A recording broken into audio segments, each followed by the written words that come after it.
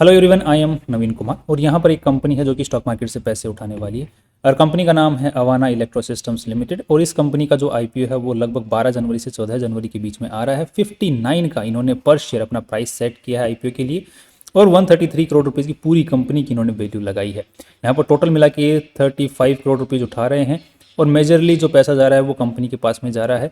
5 करोड़ रुपए जो हैं वो कंपनी के जो प्रमोटर्स हैं उनकी जेब में जा रहे हैं, बाकी 29 करोड़ रुपीज़ कंपनी के पास में जा रहे हैं जो कंपनी को और डेवलप करने में काम में लिया जाएगा। नेक्स्ट, अब ये कंपनी करती क्या है, तो आपने इलेक्ट्रिकल कंपोनेंट्स देखे होंगे काफ़ी ज़्यादा, जिनको आप लोगों मैं पिक्चर के थ्रू समझा देता हूँ। तो ये इस टाइप के आपने बॉक्सेस वगैरह देखे होंगे जो इलेक्ट्रिकल हब्स होते हैं, या फिर आपके घरों में अगर बहुत ही ज़्यादा वायरिंग हो रखी है तो इस टाइप के आपने राइट जो पैनल्स होते हैं, ये पैनल्स बनाने का ये कंपनी काम करती है। अब प्रोटेक्शन रिलेज भी बनाने का काम करती है, जो कि आपने इस टाइप के रिले वगैरह देखे होंगे, ये भी बनाने का काम ये करती है।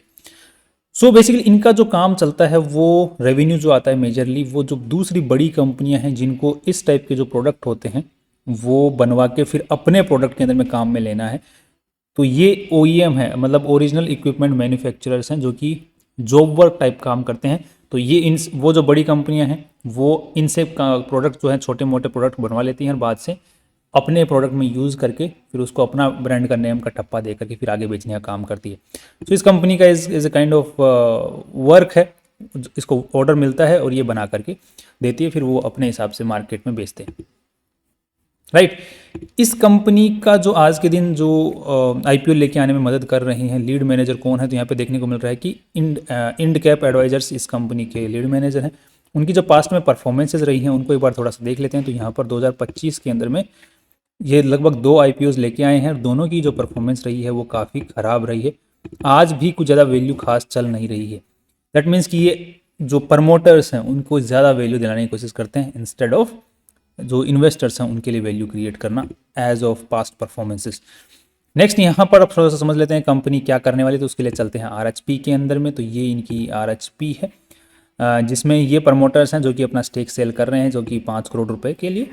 नेक्स्ट यहाँ पर जो टोटल पैसा उठा रहे हैं जिसमें से 12 करोड़ रुपए तो ये और जो फैक्ट्री है उसको और बड़ा कर रहे हैं, जिसमें सिविल वर्क में कितना पैसा खर्च होना एंड एवरीथिंग। बाकी 8 करोड़ रुपए जो और इनका ऑलरेडी जो फैक्ट्री में काम चल रहा है उसमें खर्च करने वाले हैं। नेक्स्ट, इस कंपनी को जो आज के दिन जो चला रहे हैं उनका नाम है अनंतरमैया पानिश, काफ़ी अच्छा नाम है अनंतरमैया। ओके, नेक्स्ट यहाँ पर कंपनी पे कोई खास केसेस वगैरह देखने को नहीं मिल रहे हैं। नेक्स्ट यहाँ पर देखने को मिल रहा है कि कंपनी की जो शुरुआत 2010 में हो गई थी और ये कर्नाटका बेंगलोर में रजिस्टर्ड है। उसके बाद में ये सारे माइलस्टोन्स इन्होंने अचीव किए हैं। बेसिकली इनके पास में माइलस्टोन्स हैं कि इन्होंने जो ज़मीन वगैरह खरीदी है, किस तरीके से उन्होंने नया सर्टिफिकेशन वगैरह मिला है मैन्युफैक्चरिंग के लिए एंड एवरीथिंग, वो इनके माइलस्टोन्स हैं। नेक्स्ट, अनंतरमैया जी जो हैं, मैं अगर नाम सही पढ़ पा रहा हूँ, आई थिंक अनंतरमैया, काफ़ी अच्छा नाम है वैसे, पढ़ने में ही अच्छा लग रहा है। नेक्स्ट, 56 ईयर्स की इनकी एज है आज के दिन, so that's fine. And next जो देखने को मिल रहा है कि एक इनके पास में इंडिपेंडेंट डायरेक्टर है शीला अरविंद जी। इनका देखने को मिला कि ये जो दूसरी कंपनी है पसारी स्पिनिंग मिल्स, ये ऑलरेडी लिस्टेड कंपनी है जिसके अंदर में भी डायरेक्टरशिप होल्ड करती हैं। तो ये एक कंपनी के लिए जो मैनेजमेंट है, जो टॉप डायरेक्टर जो डायरेक्टर्स का जो ग्रुप है उसमें ठीक ठाक एक्सपीरियंस वाले लोग बैठे हुए हैं, ऐसा देखने को मिल रहा है। अनंतरमैया जी जो हैं इसी फील्ड से 32 ईयर्स का एक्सपीरियंस है इनके पास में, और जो बाकी जो लोग हैं उनका भी पर्टिकुलर फील्ड के अंदर में ठीक ठाक एक्सपीरियंस, अच्छा खासा एक्सपीरियंस देखने को मिल रहा है, वो भी इसी पर्टिकुलर फील्ड से। सो मैनेजमेंट एक्सपीरियंसड है, स्टॉक मार्केट से रिलेटेड भी लोग बैठे हैं डायरेक्टरशिप के अंदर में, और जो जिस तरीके से काम चल रहा है उसका फ्यूचरिस्टिक वैल्यू काफ़ी ठीक ठाक, मतलब फ्यूचर में बने रहने की उम्मीदें देखने को मिल रही हैं अभी तक जो हमने डेटा देखा उसके हिसाब से। नेक्स्ट, यहाँ पर जो कंपनी के जो मैनेजमेंट है वो कितना पैसा उठा रहा है, तो यहाँ पे 7 लाख रुपए के आसपास में जो अनंतरमैया जी उठा रहे हैं, फिर 5.5 लाख रुपए के आस पर मंथ दामबल जी उठा रहे हैं, गुरुराज जी उठा रहे हैं, विनोद कुमार जी उठा रहे हैं 4.5 लाख, ये श्रीनाथ जी उठा रहे हैं 4.5 लाख के आसपास में। सो मैनेजमेंट काफ़ी अच्छा खासा पैसा यहाँ पे उठा रहा है। बट यहाँ पे देखा हुआ कि 10 नेट प्रॉफिट का 10% से ज़्यादा इनका किसी भी टाइम पे पूरा टोटल रेम्यूनरेशन नहीं हो सकता। अगर नेट प्रॉफिट अच्छा रहेगा तो ये अपनी सैलरी आगे और भी उठा सकते हैं, बढ़ा सकते हैं। तो मैनेजमेंट इज़ ओके, बट यहाँ पर जो 10% नेट प्रॉफिट का 10% वो काफ़ी ज़्यादा बड़ा अमाउंट इन्होंने सेट कर दिया है। तो आई थिंक जो इन्वेस्टर्स हैं उनके लिए थोड़ा सा नेगेटिव पॉइंट बन जाता है यहाँ पर। कंपनी का जो लोगो है अवाना, ये रजिस्टर्ड देखने को मिल रहा है। एंड यहाँ पर जो प्रॉपर्टी है कंपनी जो यूज़ करती है अपने अपने मैन्युफैक्चरिंग एंड एवरीथिंग के लिए, तो यहाँ पर ये वाली प्रॉपर्टी ये इन्होंने खरीदी थी 2014 के अंदर में, बट अभी तक ये इसको वैकेंट लैंड है, इसको यूज़ नहीं ले रहे हैं।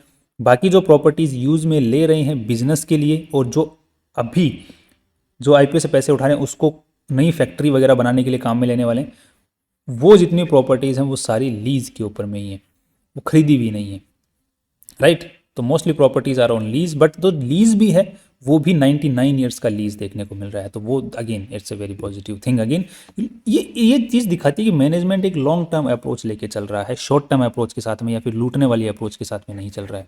तो इसीलिए ये सारी चीज़ें हमें देखनी पड़ती हैं कि मैनेजमेंट की थिंकिंग क्या चल रही है, अब तक जो काम कर रहे हैं उसके हिसाब से। कई लोग बोलते हैं आप सिर्फ रीडिंग कर रहे हो, तो रीडिंग नहीं हो रही है वहाँ पे हम मैनेजमेंट का थिंकिंग का प्रोसीजर देख रहे हैं कि वो कंपनी को चला रहे हैं, जो बाइंग कर रहे हैं, सेलिंग कर रहे हैं, क्या अप्रोच लेके चल रहे हैं, लॉन्ग टर्म का लेके चल रहे हैं, शॉर्ट टर्म का लूटने वाला, या फिर जो नंबर्स हैं वो सिर्फ घुचपुच इधर उधर हो रहा है कि मैनेजमेंट इधर भाग रहा है उधर भाग रहा है, हो क्या रहा है वहाँ पे। तो वो पूरी हमें जो है अंडरस्टैंडिंग, इसके जो पूरे नंबर्स को देखते हैं स्टेप बाय स्टेप, तो हमें एक अंडरस्टैंडिंग बन जाती है कंपनी के बारे में।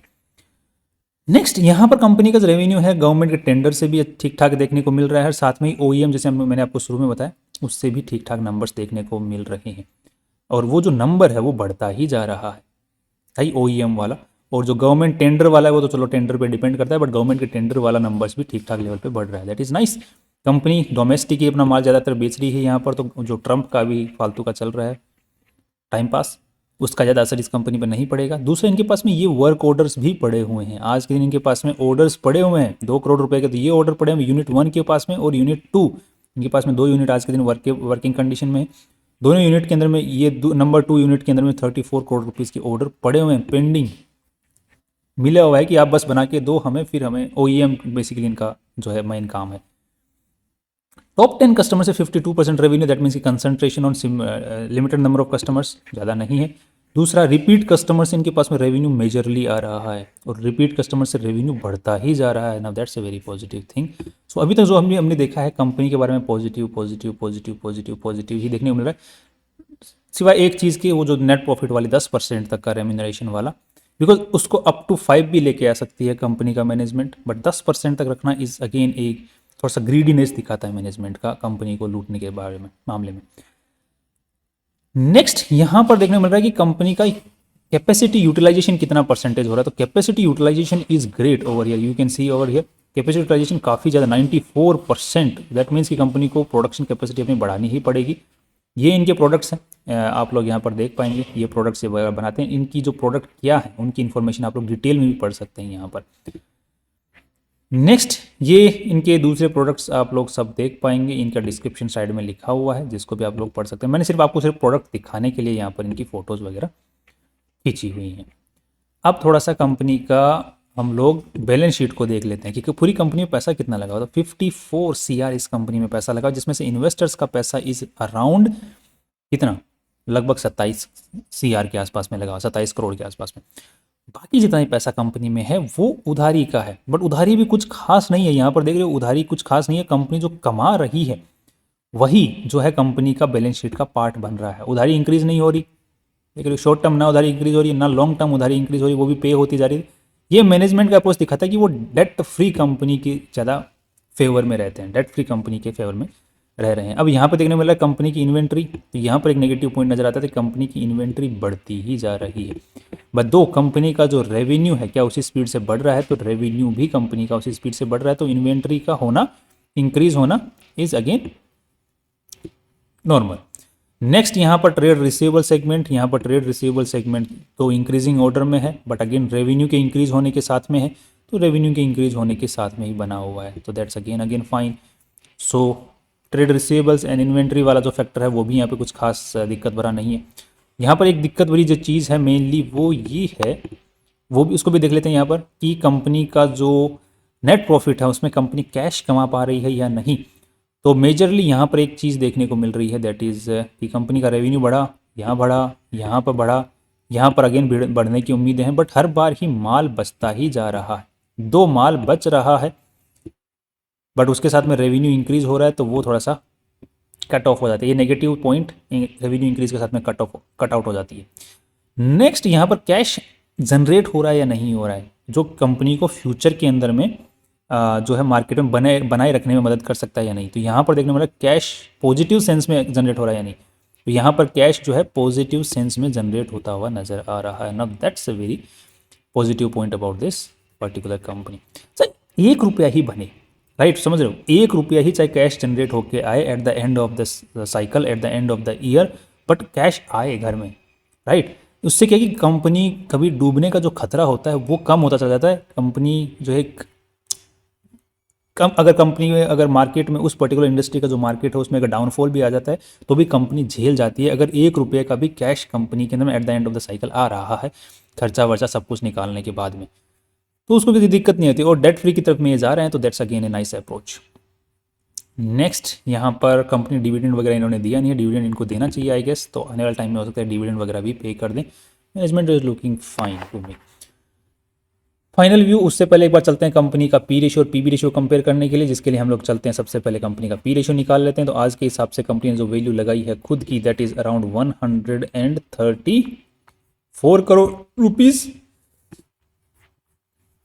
और 10 करोड़ के आसपास में इस बार नेट प्रॉफिट जनरेट कर लेंगे। तो 134 का पी रेशियो, जिसको अगर हम लोग कंपेयर करते हैं यहाँ पर, तो यहाँ पर इसका 19 का पी रेशियो है और इसका 51 का पी रेशियो देखने को मिल रहा है। दो ये भी इलेक्ट्रॉनिक कंपोनेंट्स बनाते हैं, बट अगेन 13 का P ratio is again the positive side के अंदर में ही है। दूसरा ध्यान रखना, फॉरवर्ड पी की हम बात कर रहे हैं। दूसरा पीबी रेशियो नेटवर्थ वाइज देखते हैं यहाँ पर, तो that is over here 27 crore 25 crore मान लो, खर्चा वर्चा निकालने के बाद में इसका 29 करोड़ कंपनी के पास में जा रहा है। तो कितना 34 था ना, 27, सो 25 प्लस 25 तो 50 करोड़ के आसपास मान लो, खर्चा वर्चा निकालने के बाद में। तो 50 के हिसाब से 2.7 के आसपास का पीबी रेशियो है, जिसको कंपेयर करते हैं यहाँ पर, सॉरी इसके साथ में, तो इसका तो काफ़ी ज़्यादा है, लगभग 4 के आसपास का पीबी रेशियो है, इसका 5 के आसपास का पीबी रेशियो है और उसका 2.7, तो अगेन इट्स गुड। बट मैं ये नहीं बोल रहा हूँ कि ये जो कंपनियां इन्होंने बताई कंपेयर के लिए, इन्होंने खुद ने ही आरएचपी के अंदर में बताई हैं। बाकी जो दूसरी कंपनियां हैं जो इसी सेगमेंट में काम करती हैं, उनके मुकाबले भी अगर देखा जाए तो पी रेशियो और पीबी रेशियो के अंदर में ये ठीक लेवल पे आ रही है। दो छोटी है तो इसमें रिस्क लिया जा सकता है। So my point of final view जो इस कंपनी के बारे में बन रहा है वो थोड़ा सा पॉजिटिव साइड में ही बन रहा है। और इसका अगर हम लोग यहाँ पर भी देखते हैं अवाना इलेक्ट्रो सिस्टम का, तो ये भी ओके, हवा भी अच्छी बन रही है इसकी। सो लिस्टिंग गेन की उम्मीदें भी यहाँ पे अच्छी बन रही हैं, लिस्टिंग गेन की अच्छी उम्मीदें हैं।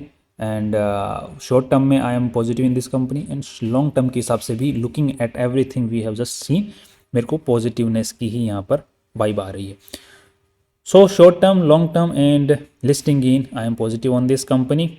लेट्स सी अब क्या होता है। बाकी आपको अपना पैसा लगाना है अपने फाइनेंशियल से पूछ के और रिसर्च करने के बाद में ही लगाना है। This was just still limited review that we just did in front of you. Finally, see you tomorrow.